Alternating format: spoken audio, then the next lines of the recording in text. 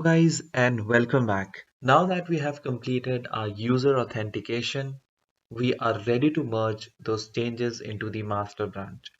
Merging in Git is a very special because it allows you to take two independent lines of development and merge them into a single branch.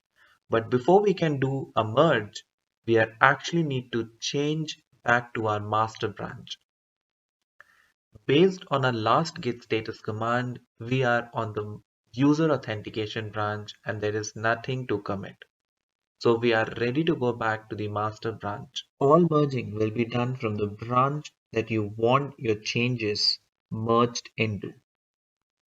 Since we wanted to merge the user authentication functionality into a master branch, we need to make sure we are on the master branch when the merge occurs.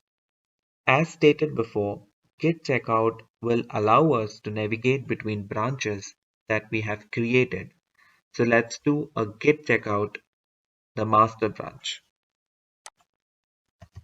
Git checkout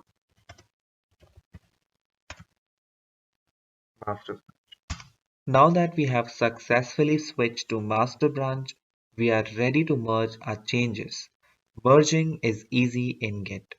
All you need to do is to type git merge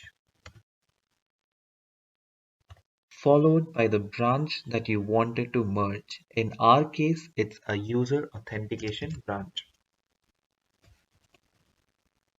How cool is that? As you can see, we have successfully merged user authentication branch into a master branch.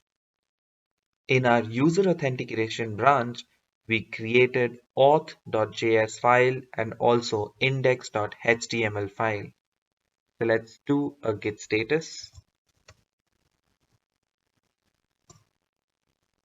There is nothing to commit since we did all the commit in our user authentication. So let's go ahead and do a git log. All of our commits from user authentication is successfully transferred over to our master branch. I am happy to tell you that we are so close to be done working with the command line. So see you in my next video. Thank you guys for watching this video.